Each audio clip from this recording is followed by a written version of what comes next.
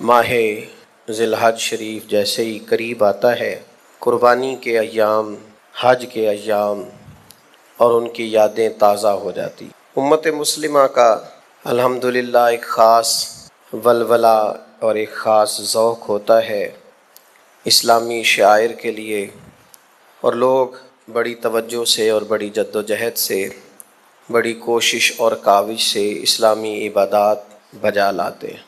ظاہر ہے کہ ہم سب انسان ہیں، انسانوں میں کمزوریاں ہوتی ہیں، بہت ساری جگہوں پہ بہت سارے معاملات میں سستی بھی ہو جاتی ہے، اور بعض اوقات ایسا ہوتا ہے کہ باوجود کوشش کے اور باوجود چاہت کے بعض عبادات کی وہ روحانیت جو خاص ہونی چاہیے، جس کے اندر انسان کے جذبات زیادہ سے زیادہ باوضو ہونے چاہیے، ان میں کہیں کمزوری رہ جاتی۔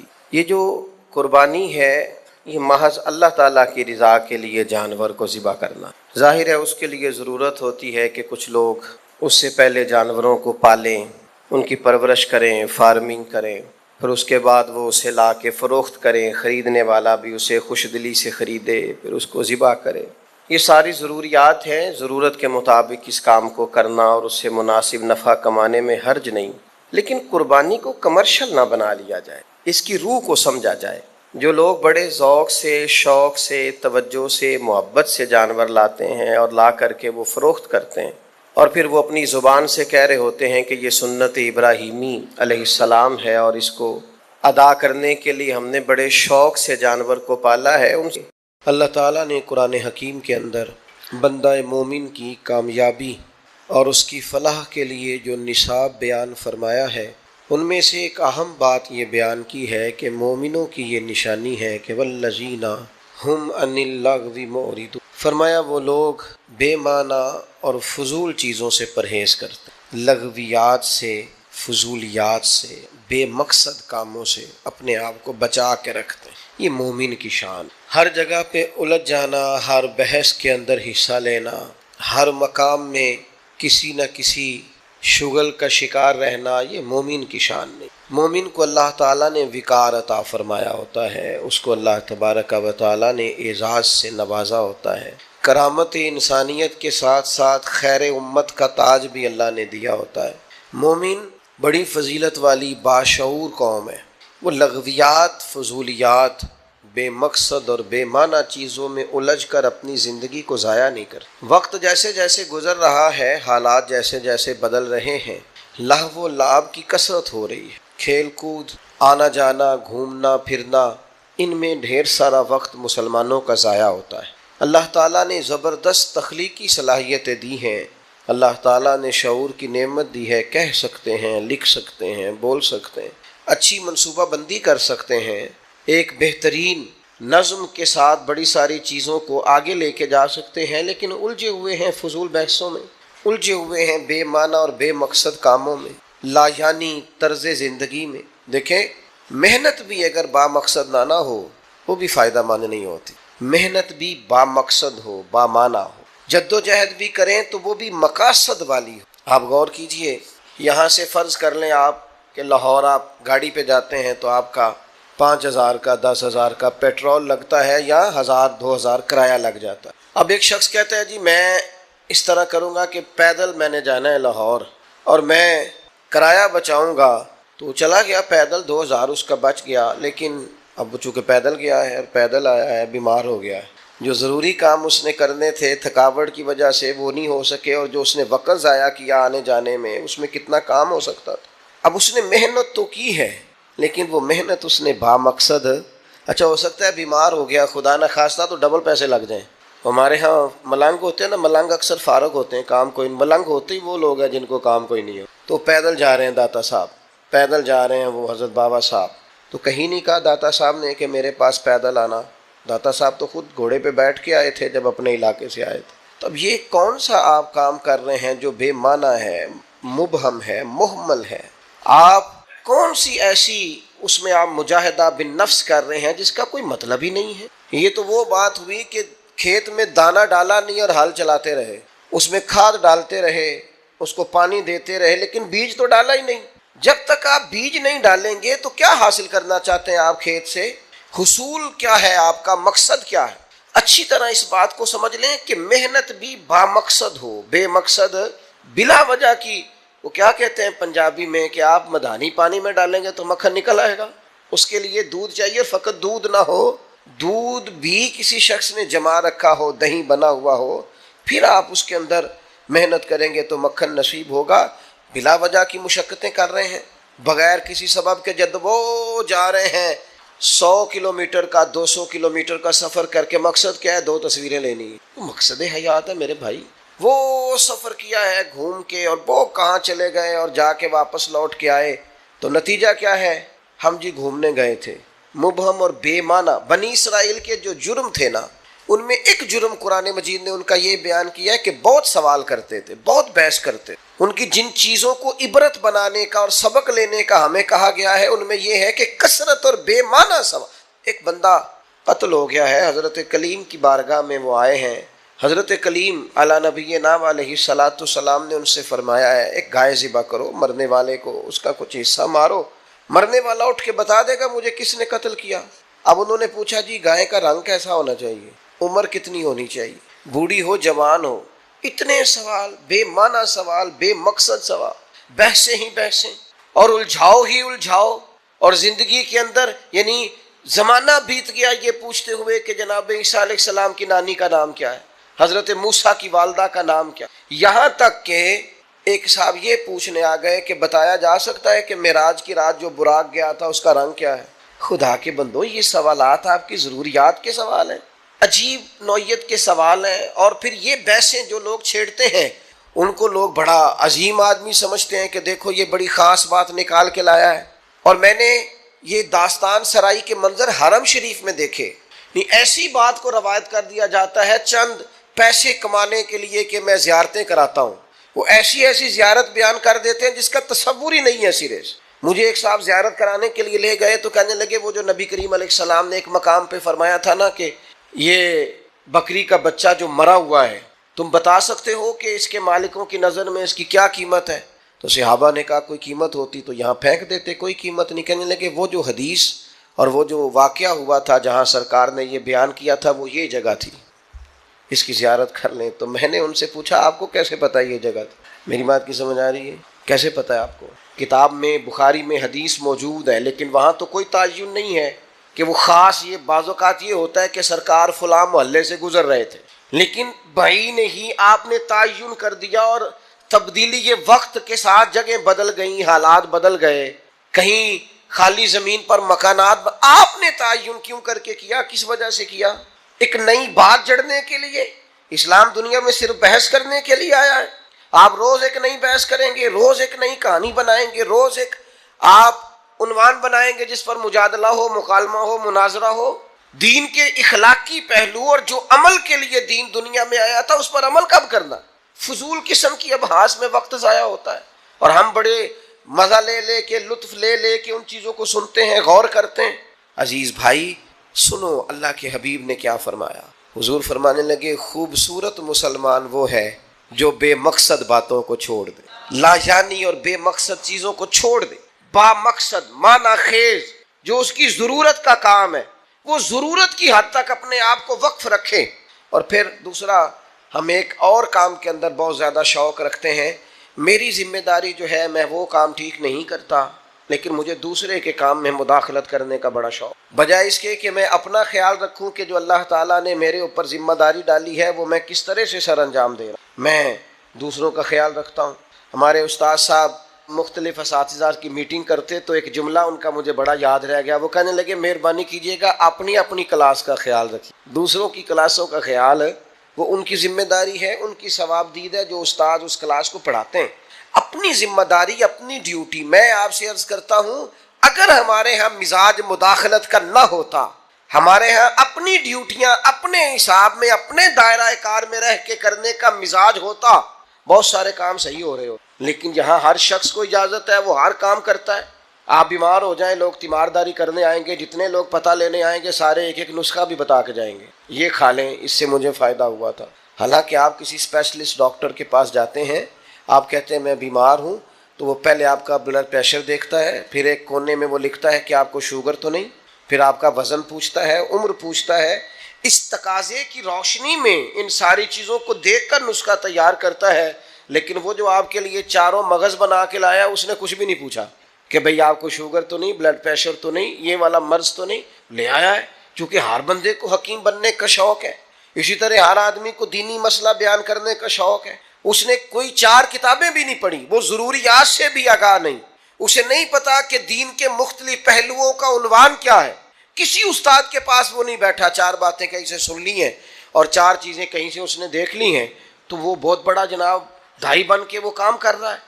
تو اپنا کام جو ہے اس کو صحیح کر کے اگر کیا جائے، اگر ٹھیک کر کے کیا جائے اپنے دائرہ کار کے اندر، آپ یقین کریں بندے کو مزہ آتا ہے کام۔ حضرت معاویہ بن خدیج رضی اللہ تعالیٰ عنہ ایک صحابی ہیں، وہ کہتے ہیں سیدنا عمر فاروق رضی اللہ تعالیٰ عنہ نے اپنے زبانہ مبارکہ میں مجھے ایک مہم کے لیے بھیجا تھا، تو وہ ماحول کچھ اس طرح کا بنا ہوا تھا کہ شدید انتظار تھا کہ بنا کیا۔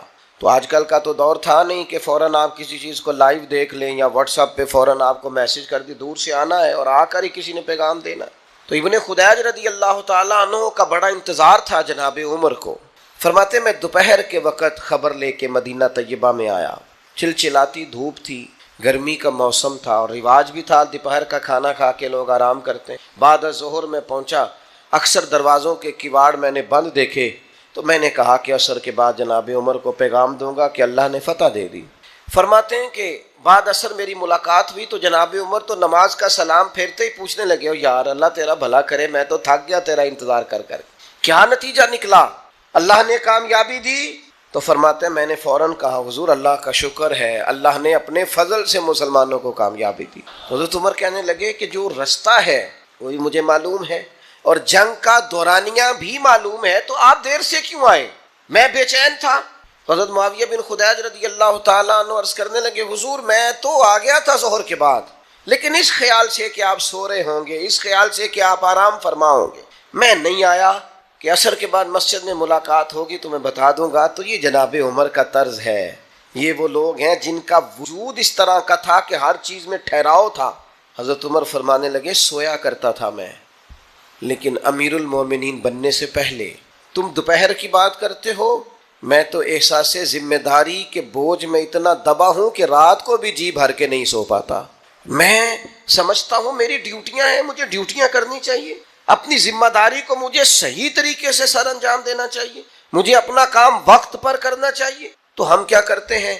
لغویات میں وقت ضائع کرتے ہیں، بے معنی بے مقصد مبہم کاموں میں۔ ہماری ضرورت کے کام پڑے ہوئے ہیں، گھر والے آوازیں دے رہے ہیں یہ کام کرانے والا ہے، یہ ڈیوٹی کرنے والی ہے، ہم جس جگہ جس ادارے کے کسی جگہ ملازم ہیں ڈیوٹی کرتے ہیں، وہاں چیزیں منہ چڑھا رہی ہیں کہ یہ کام ابھی ہونے والا ہے، یہ ہونے والا ہے، لیکن ہمیں باقی ساری دنیا کا پتہ ہے، باقی سارے معاملات کا ہمیں پتہ ہے۔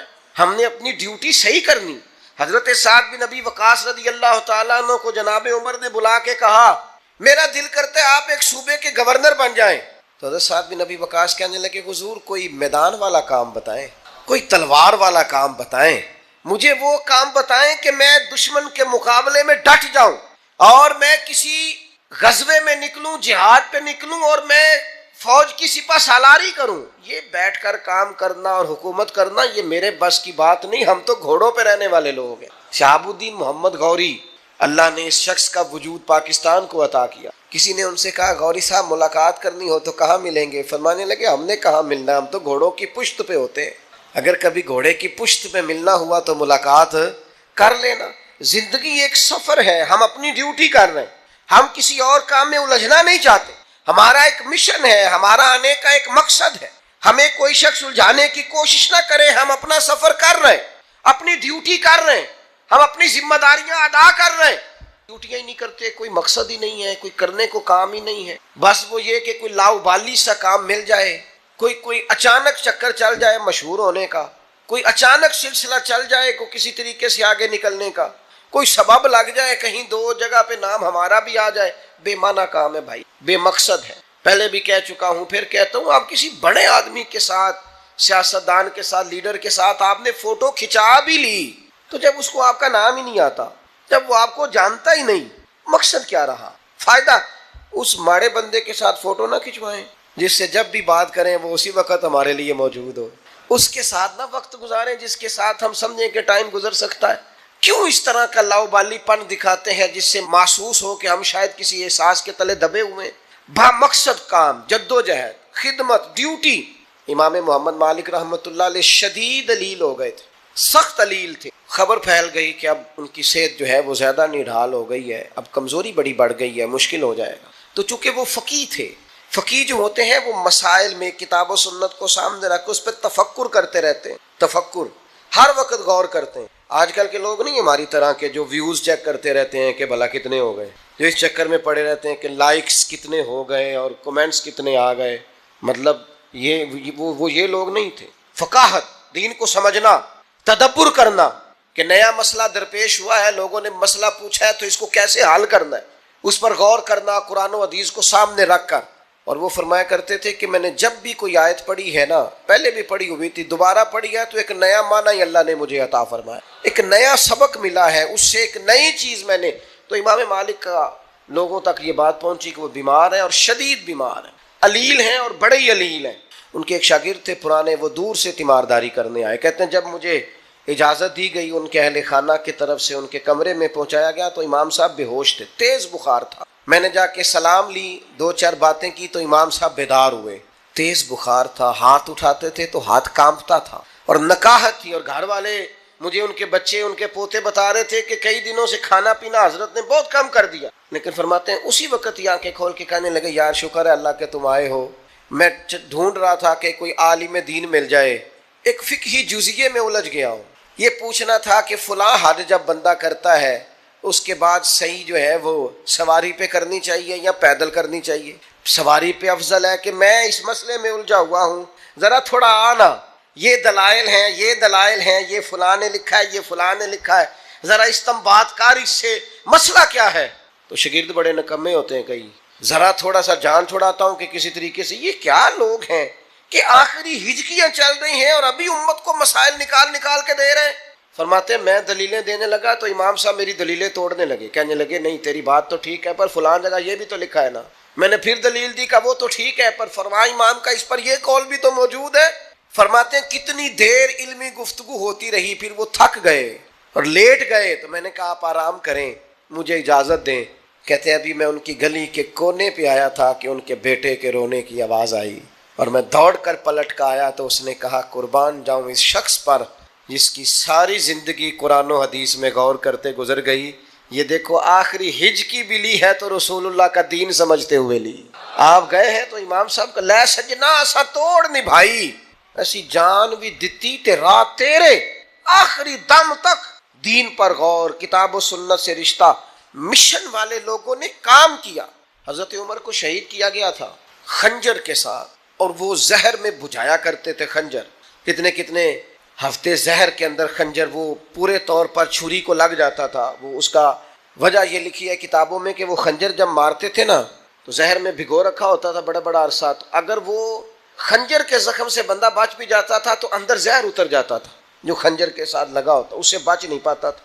تو شدید زخمی ہیں جناب فاروق اعظم، خون بہہ گیا اور طبیعت اتنی تکلیف میں ہے کہ آزمائش میں ہے جناب عمر فاروق. قریب سے ایک شخص گزرا حضرت عمر کے تو اس کی شلوار جو تھی وہ ٹخنوں سے نیچی تھی. کمزوری ہے، نکاہت ہے اور آخری وقت ہے، زخم لگ گیا ہے. صحیح بخاری میں یہ حدیث موجود ہے. جیسے ہی وہ حضرت عمر کے پاس سے گزرا حضرت عمر فرمانے لگے یار یہ ٹخنوں سے اونچی کر لو، یہی میرے نبی کا حکم ہے، اس کو ذرا اونچا کر لو ٹخنوں سے، یہ حضور کا طریقہ ہے. آخری وقت تک، آخر تک مشن پر کام. ہمارا کیا حال ہے؟ وہی فضولیات، وہی بے مقصد باتیں، یہ ایسی ویڈیوز جو ویسے ہی مطلب سنجیدہ آدمی کو نہیں دیکھنی چاہیے وہ بھی دیکھی جا رہی. ایسی چیزیں جو اگر ہم چھوڑ دیں نا، کچھ لوگوں کو صرف ہم چھوڑ دیں ویسے ٹھیک ہو جائیں، لیکن ہمارا مزاج ہی بڑا عجیب و غریب بن گیا. ہر فضول کام میں، ہر فضول بحث کے اندر ہم الجھے بیٹھے. ہر جگہ ہم نے الجھاؤ پیدا کیا ہوا ہے. ہر شخص جو ہے وہ بات تھوڑے دن پہلے مجھے ایک صاحب نے روکا دیا، میں لاہور میں کسی محفل میں تھا، کہا فلاں صحابی کے بارے میں فلاں آدمی نے یہ کہا ہے. تو میں نے کہا اس کی تو اوقات ہی نہیں بنتی، وہ صحابہ کا نام لے، یہ میرے رسول اللہ کے صحابہ ہیں، اس کی حیثیت ہے وہ حضور کے صحابہ کو ڈسکس کرے. ساری امت کے اولیاء، صوفیاء، محدثین، مفسرین، سارا علم، ساری فقاہت، ساری سمجھ اپنی ساری خدمت دین اور پھر اپنی ساری عبادتیں، ریاضتیں، تقوی، پرہیزگاریاں کٹھی کر لیں تو کسی صحابی کے قدموں کی خاک تک نہیں پہنچ سکتے. یہ کہ تو بات کرے گا صحابہ پہ نہیں حیثیت کے مطابق، اور پھر ہم کو اتنے فارغ ہیں کہ تیرا جواب دیتے پھرے. میں ایسے لوگوں کو قابل جواب نہیں سمجھتا، قابل رحم سمجھتا ہوں. قابل رحم لوگ ہیں آپ اب اس حیثیت سے بات کریں گے. آپ کو یہ زیب نہیں دیتا، اور نہ ہمارے پاس اتنا فضول وقت ہے کہ اس کی بات دیکھیں اس کی بات دیکھیں. بڑے کام ہیں کرنے والے، بڑی ذمہ داریاں ہیں، بڑی ڈیوٹیاں ہیں، بڑی ساری جو ہے وہ خیال کرنا ہے ہم نے زندگی. تو اس لیے اپنی زندگی کو لغویات سے، فضولیات سے، غیر ضروری باتوں سے اپنے کام کو بچائیں اور وہ والا کام کریں. حضرت امام مسلم رحمۃ اللہ علیہ نے مسلم شریف لکھی ہے تو اس طرح نہیں لکھی جس طرح آج کل لوگ کتابیں لکھ کے مصنف بنتے ہیں کہ لائبریری میں بیٹھے تو بہت ساری کتابیں ان کے پاس پڑھی ہیں تو ایک نیا مقالہ وہ تیار کرنا چاہتے تھے، مختلف دلائل اکٹھے کیے تو ایک نیا عنوان. اس طرح نہیں لکھی. یہ جب احادیث کی کتابیں وہ لکھتے تھے تو دور دراز کا سفر کرتے تھے، راویان سے ملاقات کرتے تھے اور پھر اس سے پوچھتے تھے تو نے کس سے سنی ہے، پھر اس شخص سے جا کے تصدیق کرتے اور وہاں جا کے معلوم کرتے. اگر گزر گیا ہوتا کہ یہ شخص وہاں، وہ محنت کرنے والے لوگ تھے. تو ایک وقت امام مسلم رحمۃ اللہ علیہ پہ وہ بھی آیا تھا کہ امام صاحب نے سالن اور روٹی کھانی چھوڑ دی تھی، صرف کھجور کھاتے تھے. وہ فرماتے تھے سالن روٹی جب کھاتا ہوں تو کتاب سے نظر ہٹتی ہے، لقمہ توڑنا پڑتا ہے اور سالن سے لگانا پڑتا ہے، تو میرے پاس ٹائم کم ہے، میں نے محبوب کی حدیثیں جمع کر کے امت کو دینی ہے، لہٰذا کھجور منہ میں رکھ لیتا ہوں، چباتا رہتا ہوں اور رسول اللہ کی حدیث پڑھاتا رہتا. اتنا ٹائم نہیں ہے، اتنا وقت نہیں ہے، اتنا ٹائم نہیں. میں نے اپنی زندگی میں وہ اساتذہ دیکھے ہیں اپنی زندگی میں جنہیں دین پڑھانے کا اتنا شوق تھا کہ طالب علم آیا ہے، اس نے کہا جی میرا پڑھنے کا شوق ہے پر میں مزدور ہوں، کام کرتا ہوں، تو میں پڑھنا بھی چاہتا ہوں تو کس وقت آ جاؤں. تو استاد صاحب فرمانے لگے جڑے ویلے تو آ جائے گا میں تینوں اس ویلے ہی پڑھا داں گا. ایک میں نے شاگرد ایسا بھی دیکھا جس نے کہا جی مجھے منڈی جانا ہوتا ہے صبح صبح اور فجر کے بعد میں چلا جاتا ہوں، تو انہوں نے کہا فجر سے 1 گھنٹہ پہلے آ جانا، تیری وجہ سے اٹھ کے میں تہجد کے نفل بھی پڑھ لیا کروں.